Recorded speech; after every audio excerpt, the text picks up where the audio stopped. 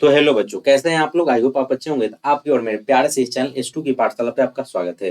तो आज हम लोग क्या करने जा रहे हैं सर? तो आज हम लोग करंट अफेयर्स के नए लेक्चर्स की ओर जा रहे हैं। इसमें हम लोग बिहार स्पेशल कुछ जानकारियां देखेंगे जो बीपीएससी एग्जाम में आते हैं, एसएससी एग्जाम में आते हैं और अदर कॉम्पिटिटिव एग्जाम में आते हैं। उससे रिलेटेड कुछ जानकारियां हम आपके बीच साझा करेंगे।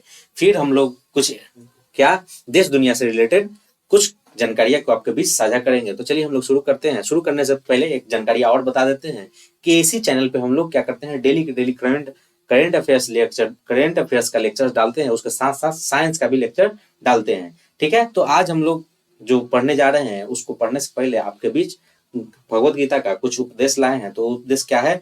तो लोग अक्सर सच बोलने से क्या करते हैं, बचते हैं या डरते हैं, पर सत्य कभी छुप नहीं सकता है और न ही कभी मिट सकता है। कितना भी सच, कितना भी कुछ कर लो, सच सच को छुपाने के लिए सच एक दिन क्या हो जाता है, उजागर हो ही जाता है। इसी सब के साथ हम लोग क्या करना है सर?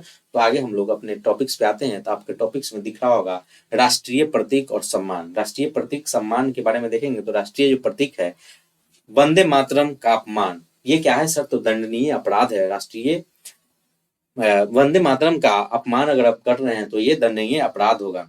ठीक है। अधिनियम जो है राष्ट्रीय सम्मान अपमान निवारण 1971 के तहत कार्यवाही है। जो ये 1971 के तहत क्या किया गया है, कार्यवाही किया गया है। वंदे मातरम के जो रचयिता हैं, जो रचनाकार हैं, उनका क्या नाम है? बंकिम चंद्र चटर्जी। क्या नाम है? बंकिम चंद्र चटर्जी। अब हम लोग देख रहे हैं 24 जनवरी 1950 को राष्ट्रीय गीत के रूप में स्वीकार किया गया। कब स्वीकार किया गया? 24 जनवरी 1950 को इसको राष्ट्रीय गीत के रूप में स्वीकार कर दिया गया और वंदे मातरम की 150वीं वर्षगांठ मनाई जा रही है। 150वीं क्या मनाई जा रही है? वर्षगांठ मनाई जा रही है। तो इससे रिलेटेड कैसे क्वेश्चन आपके एग्जाम्स में आएंगे तो उसको हम लोग फ्रेम करके लाए हैं।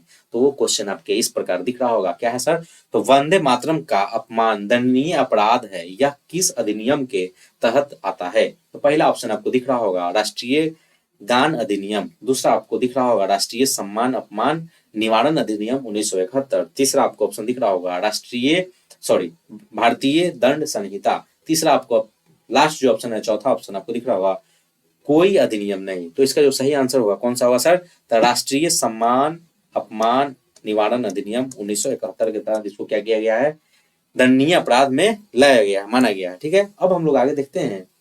सेकंड क्वेश्चन आपके स्क्रीन पे ये रहा, वंदे मातरम के रचनाकार कौन है? तो वंदे मातरम के रचनाकार कौन है? आपको 4 ऑप्शन दिए गए हैं, उसमें से आपको सही बताना है और आपको क्या करना है, कमेंट करना है कि यही इसका सही आंसर है। तो क्या है सर? तो रविंद्रनाथ टैगोर पहला ऑप्शन, दूसरा ऑप्शन आपको दिख रहा है बंकिम चंद्र चटर्जी, तीसरा ऑप्शन आपको दिख रहा होगा सरदार पटेल, चौथा ऑप्शन दिख रहा होगा महात्मा गांधी। तो इसको जो सही आंसर है सर बंकिम चंद्र चटर्जी। ये क्या है सर? तो वंदे मातरम के रचनाकार हैं। अब हम आगे देखते हैं। नेक्स्ट क्वेश्चन आपके स्क्रीन पे ये रहा, वंदे मातरम को राष्ट्रीय गीत के रूप में कब स्वीकार किया गया? तो वंदे मातरम को राष्ट्रीय गीत के रूप में कब स्वीकार किया गया सर? पहला ऑप्शन आपको दिख रहा होगा 26 जनवरी 1950 को, दूसरा ऑप्शन दिख रहा होगा 24 जनवरी 1950 को, तीसरा ऑप्शन आपके स्क्रीन पे ये रहा 15 अगस्त 1947 को, चौथा ऑप्शन आपको दिख रहा होगा 15 अगस्त 1950 को। तो ये कब इसको अपनाया गया? तो 24 जनवरी 1950 को इसको क्या किया गया है सर? अपनाया गया है। नेक्स्ट क्वेश्चन आपके नेक्स्ट हम लोग क्वेश्चन यहीं तक समाप्त हुआ। अब हम नेक्स्ट टॉपिक देखने जा रहे हैं। तो नेक्स्ट टॉपिक देख रहे हैं, इसमें आपको दिख रहा होगा रक्सौल हवाई अड्डा।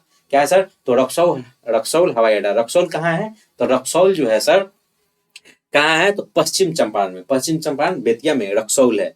वो क्या करता है, वो कनेक्ट करता है कहाँ से रक्सौल? तो उधर कनेक्ट करता है नेपाल साइड से, नहीं तो नेपाल साइड को क्या करता है, कनेक्ट करता है रक्सौल। तो वहां एक बनाया जा रहा है, क्या बनाया जा रहा है? हवाई अड्डा बनाया जा रहा है। रक्सौल में क्या बनाया जा रहा है सर? तो हवाई अड्डा। उसका जो रनवे होगा वो कहाँ बनेगा? तो रनवे बनेगा तिलावे नदी के ऊपर से गुजरेगा। जो उसका रनवे होगा तिलावे नदी के ऊपर से सर क्या करेगा, गुजरेगा। ठीक है, अब हम लोग नेक्स्ट देखते हैं। ये देख रहे हैं रनवे कहाँ होगा? तिलावा नदी के ऊपर से गुजरेगा। तो इसका स्थान कहाँ है? बेतिया। अब हम लोग आगे देखते हैं। इससे रिलेटेड क्वेश्चन आपके स्क्रीन पे ये रहा, रक्सौल हवाई अड्डा का रनवे किस नदी के ऊपर से गुजरेगा? पहला ऑप्शन आपको दिख रहा होगा गंगा नदी, दूसरा ऑप्शन दिख रहा होगा तिलाव नदी, चौथा ऑप्शन दिख रहा होगा कोसी नदी। तीसरा ऑप्शन दिख रहा होगा कोसी नदी, चौथा ऑप्शन आपको दिख रहा होगा गंडक नदी। तो इसका जो सही आंसर है सर कौन सा होगा, तो तिलावे नदी के ऊपर से क्या होगा सर, इसका रनवे बनेगा तिलावे नदी के ऊपर से। अब हम लोग नेक्स्ट क्वेश्चन इसके रिलेटेड देख रहे हैं। तो नेक्स्ट क्वेश्चन आपके स्क्रीन पे ये रहा, क्या है सर, तो रक्सौल हवाई अड्डा कहाँ स्थित है।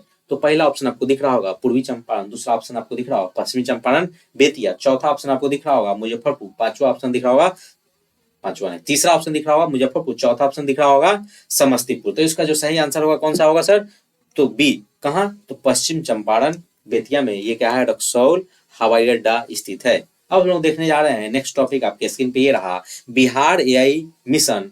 बिहार एआई मिशन के बारे में हम लोग देखने जा रहे हैं। तो इसको प्रशासनिक कार्यों में क्या किया जाएगा, यूज किया जाएगा। इसका जो उद्देश्य है प्रशासनिक कार्यों में यूज करना। तो ये जो है आपके इंसान का जो बुद्धि है उसका यूज नहीं करके क्या किया जाएगा, कृत्रिम बुद्धिमत्ता का यूज किया जाएगा, नहीं एआई बेस्ड। वो क्या होगा, मशीनरी द्वारा क्या होगा, बुद्धि बना के उसको क्या किया जाएगा, यूज किया जाएगा, नहीं रोबोट। रोबोट का नाम सुने हैं सर, तो वही रोबोट का यूज करके क्या किया जाएगा, इसको बनाया जाएगा, बना के यूज किया जाएगा। तो प्रशिक्षण इसको कैसे दिया जाएगा, तो विधायकों और विधान परिषदों के लिए क्या किया जाएगा, प्रशिक्षण दिया जाएगा, नहीं। अब हम लोग आगे देखते हैं। तो राज्य सरकार के अधिकारों और कर्मचारियों को एआई का विशेष प्रशिक्षण दिया जाएगा। किसको किसको सर दिया जाएगा, तो राज्य के जो जितना भी अधिकारी हैं एवं कर्मचारी है उनको एआई का इसका जो परीक्षण किया जाएगा, बहुत ज्यादा विशेष परीक्षण दिया जाएगा। अब हम लोग नेक्स्ट देखने जा रहे हैं, इससे रिलेटेड क्वेश्चन आपके स्क्रीन पे ये रहा, क्या है सर, तो बिहार एआई मिशन का मुख्य उद्देश्य क्या है। पहला ऑप्शन आपको दिख रहा होगा कृषि में एआई का उपयोग, दूसरा ऑप्शन दिख रहा होगा प्रशासनिक कार्यों में एआई का समावेश, समावेश मतलब समान रूप से काम करना, नहीं। उसके बाद सी ऑप्शन दिख रहा होगा खेलों में एआई का उपयोग, और डी जो दिख रहा है केवल शिक्षा में उपयोग। तो इसका जो सर कहाँ उपयोग किया जाएगा, प्रशासनिक कार्यों में एआई का समावेश किया जाएगा, ठीक है, ठीक है। अब हम लोग देखते हैं नेक्स्ट आपके स्क्रीन पे ये रहा टॉपिक, प्रधानमंत्री ई बस योजना कुल जो है उसका जो लक्ष्य है, कितने बसों का लक्ष्य है, तो कुल 400 एसी वाला बस, नहीं वातानुकूलित, वातावरण से अनुकूलित जो बस होगा एसी वाला बस, ई बस चलाया जाएगा। ई बस मतलब इलेक्ट्रिसिटी से चलने वाला बस चलाया जाएगा, जो क्या होगा, वातानुकूलित होगा, जो एसी वाला बस होगा। पटना में 150 बसें होगा, पटना में कितना सर, 150। उसके बाद भागलपुर, गया, दरभंगा, पूर्णिया, प्रत्येक शहरों में कितना होगा, 50 से 50 बसें होगा, 50 से 50 को बस क्या होगा प्रत्येक शहर में दिया जाएगा।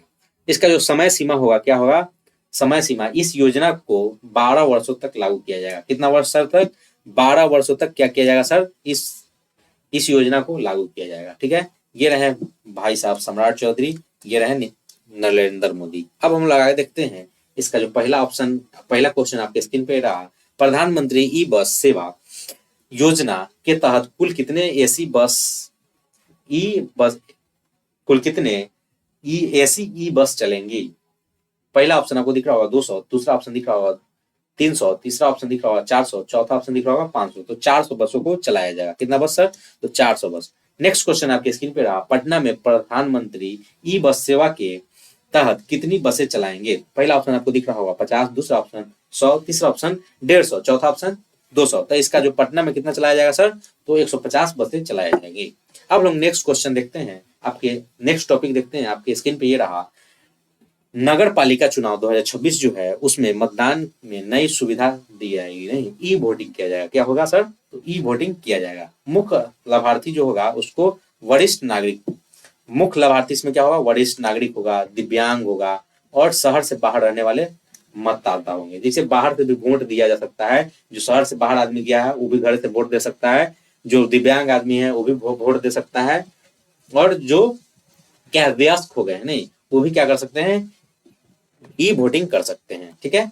अब हम लोग इससे रिलेटेड क्वेश्चन देखते हैं, नगर पालिका चुनाव 2026 में ई वोटिंग की सुविधा मुख्य रूप से किसके लिए है। तो पहला ऑप्शन आपको दिख रहा होगा युवा मतदानों के लिए, दूसरा आपको दिख रहा होगा वरिष्ठ नागरिक, दिव्यांग और शहर से बाहर रहने वाले मतदाताओं के लिए, तीसरा ऑप्शन आपको दिख रहा होगा केवल महिलाओं के लिए, चौथा ऑप्शन आपको दिख रहा होगा शहरी कर्मचारी के लिए। तो इसका जो सही आंसर होगा कौन सा होगा सर, तो वरिष्ठ नागरिक, दिव्यांग जन और बाहर रहने वाले, शहर से बाहर रहने वाले मतदाताओं को क्या कराया जाएगा, ई वोटिंग कराया जाएगा, नहीं।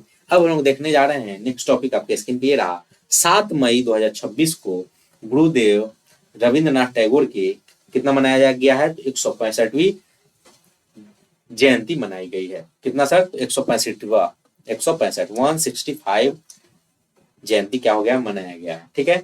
इनका जन्म जो हुआ था कब हुआ था? 7 मई 1861 को हुआ था। कब हुआ था सर? तो 7 मई 1861 को हुआ था। निधन कब हुआ था? 7 अगस्त 1941 को इनका निधन हुआ था। किनका? रविंद्रनाथ टैगोर का।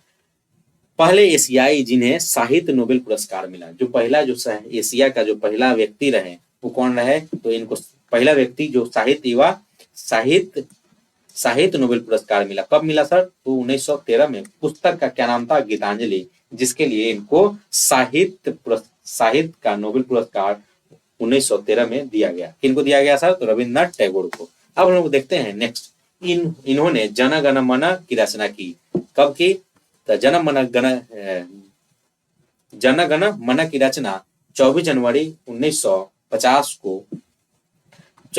1950 में भारत का राष्ट्रगान बना। कब बना सर? 24 जनवरी 1950 को।